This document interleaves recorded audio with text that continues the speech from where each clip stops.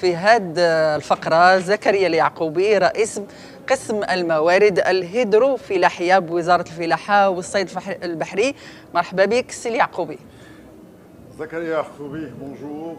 Merci d'avoir accepté notre invitation. Je rappelle pour ceux qui nous regardent que vous êtes chef de division des ressources hydro-agricoles à la direction de l'irrigation et de l'aménagement de l'espace agricole au ministère de l'Agriculture, de la pêche maritime, du développement rural et des eaux et forêts. On va parler d'une thématique et d'un thème qui est vraiment très important et qui se pose avec beaucoup d'acuité, notamment en ce début du XXIe siècle, avec le changement climatique dont on parle beaucoup. Il s'agit de l'enjeu majeur de l'eau. Exactement. Alors l'eau, c'est un enjeu justement pour l'agriculture en ce début de siècle. Exact. Oui, effectivement, l'eau est une question un peu cruciale pour le Maroc. Le Maroc est dans le hotspot des changements de la zone, des changements climatiques tels que exprimés dans les études dans le domaine. Effectivement, et le Maroc a pris le devant dans le cadre du plan Maroc Vert.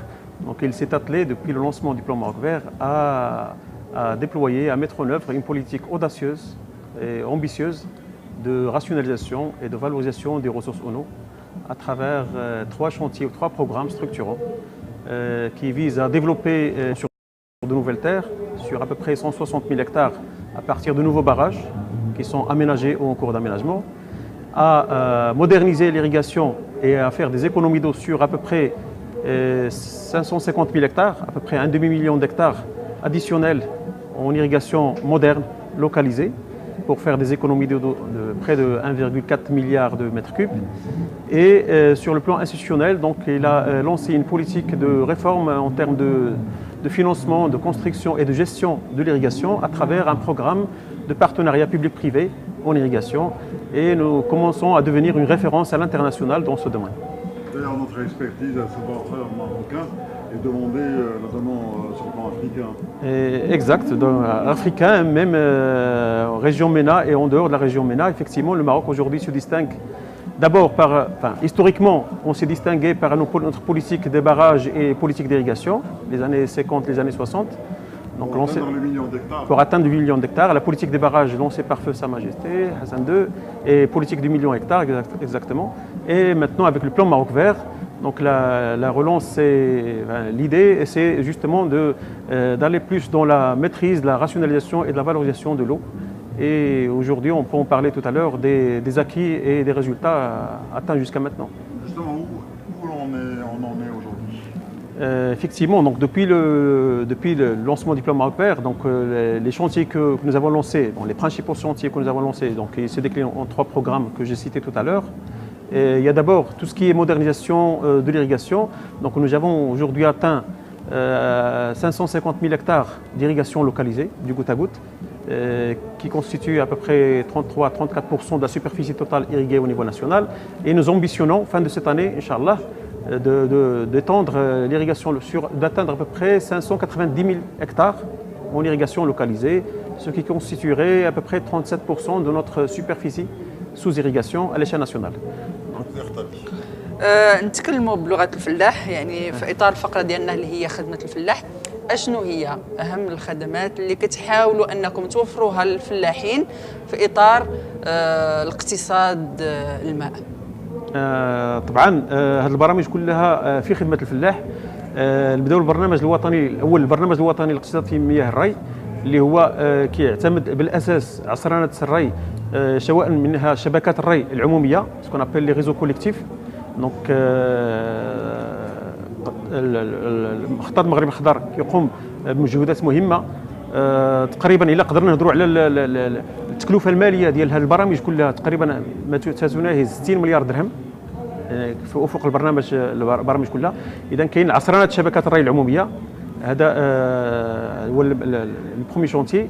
كاين ليزانسيتاسيون او الدعم المادي للفلاح من اجل تجهيز ضيعات بتقنيات الري المقتصده في الماء اللي هو الري بالتنقيط، واللي كما كتعرفوا المخطط المغرب الاخضر كيقدم ما بين 80 الى 100% من الدعم للفلاح من اجل التجهيز بالري الموضعي. وهذه التشجيعات كلها هي اللي دفعت بالبرنامج ومكنتنا نوصلوا للانجازات اللي كتعتبر ربما une première mondiale en termes de vitesse et de rythme d'équipement en irrigation localisée.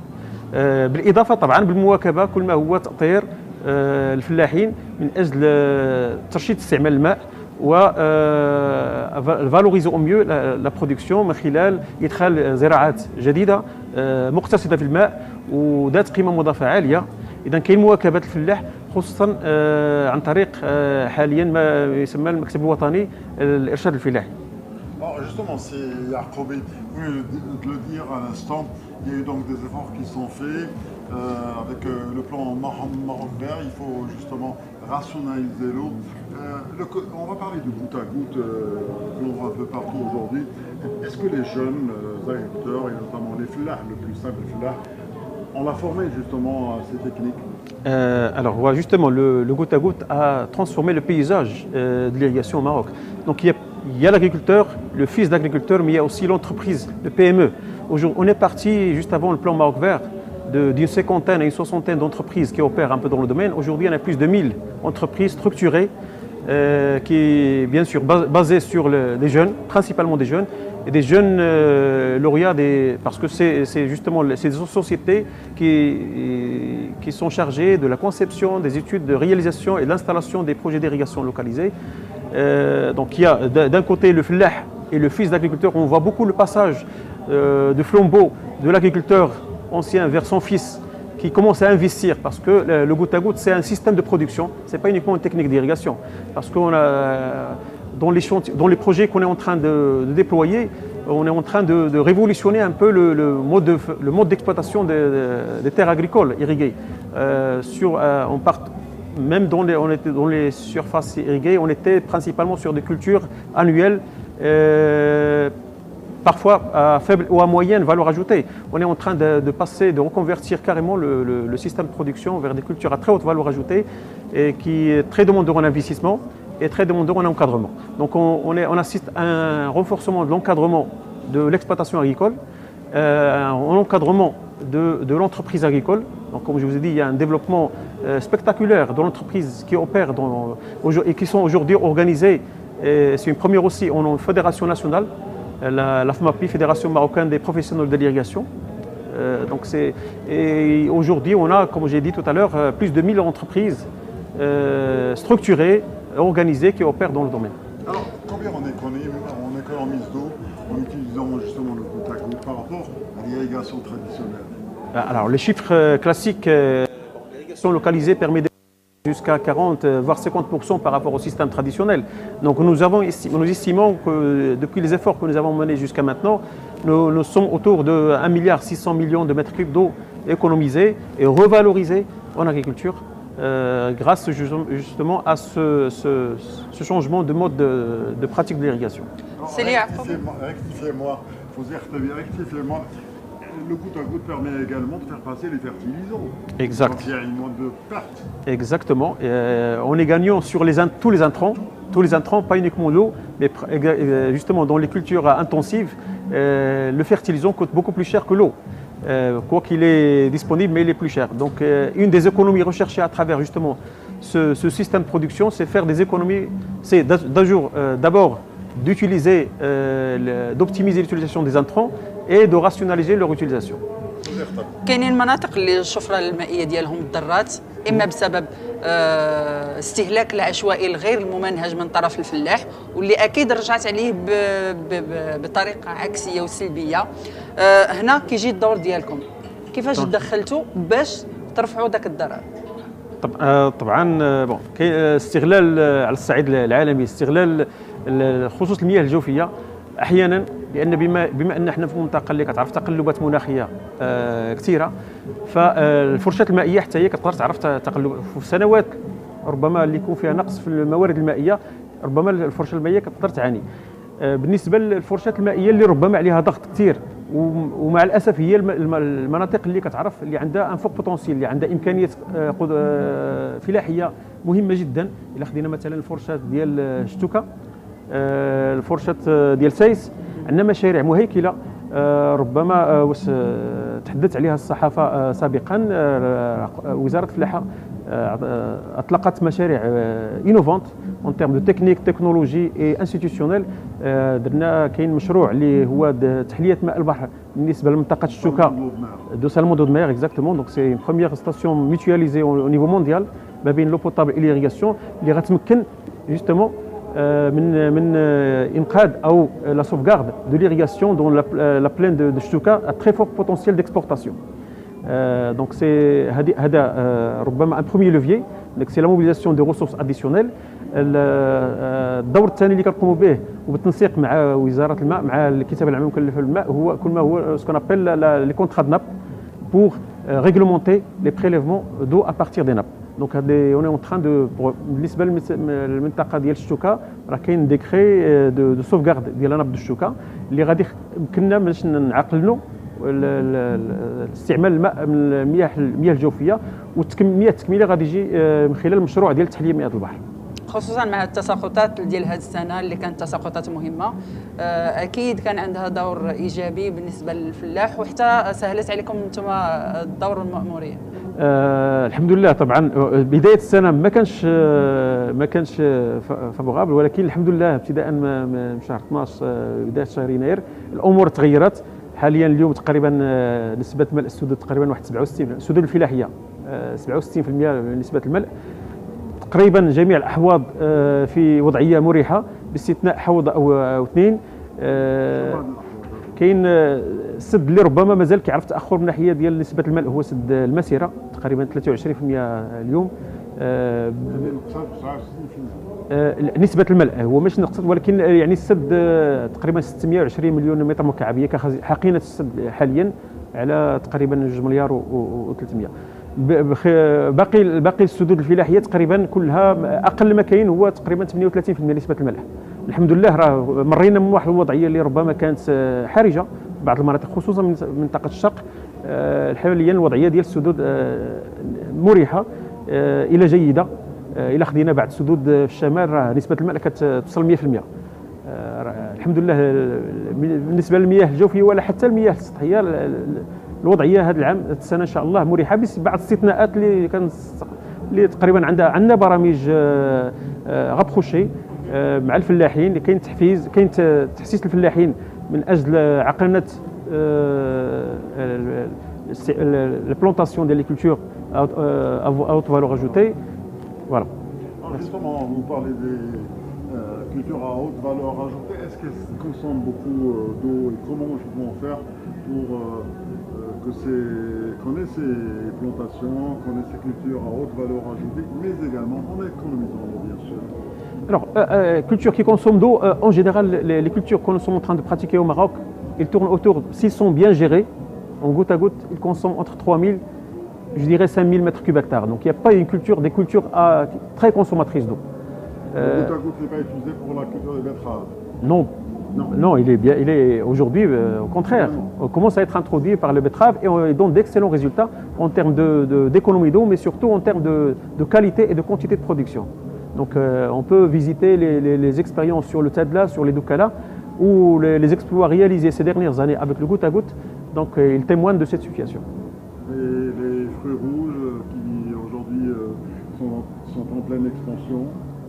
Également, c'est des cultures très haute valeur ajoutée où la consommation d'eau autour elle avoisine 4000-5000 mètres cubes hectares. Donc ce n'est pas des cultures consommatrices. Mais quelles sont celles qui sont consommatrices? Les cultures consommatrices, c'est les cultures pérennes type luzerne par exemple. Mais c'est 4 ou 5 pour le bétail, exactement. Parce que pratiquement on exporte de l'eau. Hein. Mais avec le goutte, on est en train de passer de 12 000 à 13 000 mètres cubes à l'hectare en consommation à 6 000, 7 000 mètres cubes à l'hectare en luzerne. Donc, et on peut reconvertir, on est en train de voir comment reconvertir sur certaines zones justement ces cultures fourragères à la place de la luzerne, utiliser des cultures alternatives moins consommatrices d'eau, telles que par exemple le maïs en silage, qui est une bonne alternative, qui consomme beaucoup moins d'eau que la luzerne, mais qui permet aussi de satisfaire les besoins en aliments de bétail. المايس هو ذرة de l'Alfia. Vous avez parlé, si Zakaria Yacoubi, de ce plan d'irrigation, de cette politique d'irrigation mise en place notamment dans le cadre du plan Maroc vert. On a parlé également du contexte actuel. Quels sont les horizons pour cette politique? Très bien. Alors l'horizon, c'est la poursuite déjà, parce que nous avons des longs consolider les acquis. Bon, on est en train de consolider les acquis. Justement, les chantiers sont... Il y a des chantiers qui sont achevés, il y a des chantiers qu'il faut achever. Et il y a des projets, comme j'ai dit tout à l'heure, novateurs et innovants que nous sommes en train de mettre en place. Il y a le projet, comme j'ai dit, de dessalement sur le Chouka. Il y a un projet de dessalement que nous sommes en train de lancer en partenariat public-privé sur la zone de Dakhla. Donc pour équiper à peu près 5000 hectares de serre à partir de dessalement de l'eau de verre et de l'énergie verte. Donc il y a un nexus eau, énergie, alimentation. Donc c'est des projets vraiment innovants que nous sommes en train de déployer. Il y a des projets de sauvegarde des nappes, comme a dit Madame tout à l'heure, qui sont un peu sous pression, mais qui sont à fort potentiel de production, tel que le projet de SEIS, donc qui va permettre d'alimenter la plaine du SEIS aujourd'hui irriguée à partir de la nappe, à partir de l'adduction de l'eau, à partir d'un barrage qui est en construction, le barrage de Mdez. Donc le chantier, il démarre et nous ambitionnons justement de couvrir et de rétablir l'équilibre de la nappe à partir de cette adduction d'eau, des eaux de surface vers cette zone de production à fort potentiel de production. Alors, cette politique d'irrigation, vous avez tout à l'heure cité le partenariat public-privé. Le privé commence à s'intéresser justement à mettre la main à la pâte, si je peux m'exprimer ainsi, à cette politique. Alors, en irrigation, je dirais, les plus portés, enfin la politique elle est publique, mais elle est plus portée par le privé, notamment sur les projets à haut potentiel de production. Donc, que ce soit au niveau des exploitations agricoles, avec des investissements privés, appuyés avec des aides financières de l'État. Et il y a également un partenariat public-privé dans la construction des périmètres publics. Donc nous sommes la référence internationale, le premier projet qui est construit et géré par un privé, c'est le projet Gerdan dans la région de Souss-Massa, qui a des gens d'exercice aujourd'hui et ils donnent d'excellents résultats. Et sur cette base de cette réussite, nous sommes en train de construire de nouveaux projets modèles PPP en irrigation. قبل ما نختم معك السي يعقوبي نتكلموا على شنو هي الرسائل اللي كتبغي توصل للفلاح في اطار خدمه الفلاح، رسائل ارشادات او نصائح بحكم الموقع ديالك. النصائح اللي ربما نقدروا نقدموها واللي كنقدمها طبعا في اطار البرامج والتدخلات ديالنا اللي كنقوموا بها، هو الدوله كتساعد الفلاح، بخصوص الفلاح اللي ربما اللي نقدروا نقولوا اللي مازال ما عندوش الامكانيات ديال الاستثمار. نقول النصائح اللي نقدروا نقولوا بان التجهيز بالري التنقيط مش نهايه، ما هو بدايه نظام جديد للاستغلال. فبالضروري يكون كاين تاطير من خلال ارشاد من خلال المكتب الوطني للارشاد الفلاحي، ولكن كاين ضيعات خاصه فرديه كتقوم حاليا بالاعتماد على ارشاد فلاحي خاص. ربما حاليا هذا القطاع بدا كيتنمى في المغرب، الارشاد الفلاحي الخاص اللي وربما الفلاح المغربي خصو يدير هذه القفزه النوعيه من خلال لا كوندويت ولا مباشره الانتاج على صعيد الضيعه. يعني الكوت اغوت مش نهايه ولكن هو بدايه، سي ان ديبي دان بروسيسوس دو ترانسفورماسيون. دابا كاينين فلاحين كيسمعونا اكيد ويبغيو يعرفوا، مثلا فلاح كيعتمد على الري التقليدي وباغي يبدل الاسلوب ديال الري، فين يتوجه لاي مؤسسه لاي وكاله؟ سؤال وجيه، ولكن حاليا كنظن بعد 9 و 10 سنوات من المخطط المغرب الاخضر تقريبا الفلاحه كنظن المغرب كلهم وعاو حاليا كاين شباك واحد. اي مصلحه جهويه او محليه تابعه لوزاره الفلاحه كنلقاو فيها شباك واحد اللي هو لو سول انترلوكيتور. يعني الفلاح كيتقدم لك كيعطيوه الارشادات، هو ملف بسيط كيطلب دراسه تقنيه، لان الكوت اغوت هو تقنيه ربما مش نقول معقده ولكن كتطلب دراسه. فكيلتجا المكاتب الشركات خاصه، هي الشركات اللي تكلمت عليها قبل واللي هي مهيكله، ودرنا نظام مهم ان سيستم دو كلاسيفيكاسيون اي دو كاليفيكاسيون دي زونتربريز. جميع الشركات اللي كتدخل مع الفلاح هي عندها اللي كلاسي اي كاليفيي مرخصه من وزاره الفلاحه، انه نظام خاص بترخيص وترتيب هذه الشركات كيلتجأ لهم، كيقوموا به بدراسات تقنيه وكيقدم الدراسه ديالو المكتب الشباك الوحيد. والعمليه كتقدر تاخذ شهر شهرين على حسب التعقيد ديال وكتعطي ليه الترخيص بانه يجهز، ولما كيجهز كيجيب لي فاكتور ديالو وكياخذ الدعم ديالو مباشره من القرض الفلاحي. يعني كتقدم ليه تسهيلات ماديه. التسهيلات بالنسبه للري بالتنقيط راه كتمشي من 80 حتى 100% من تكلفه الانتاج، تكلفه التجهيز. C'est Zakaria Yacoubi, chef de division de ressources hydro-agricoles à la direction de l'irrigation et de l'aménagement de l'espace agricole au ministère de l'Agriculture, de la Pêche, du développement rural et des eaux et forêts. Je vous remercie d'avoir été avec nous, merci d'avoir accepté notre invitation dans le cadre de au service du Fellah, في خدمة الفلاح وكنشكركم على الزيارة ديالكم. شكرا سي moi qui vous remercie. شكرا للحضور ديالك سي يعقوبي وشرفتينا بالحضور ديالك وبالنصائح اللي قدمتي للفلاح اللي اكيد غادي تهموا. مشاهدينا مازال مستمر معكم وغادي ننتقلوا نكملوا معكم فقرات اخرى انما من بعد لحظات.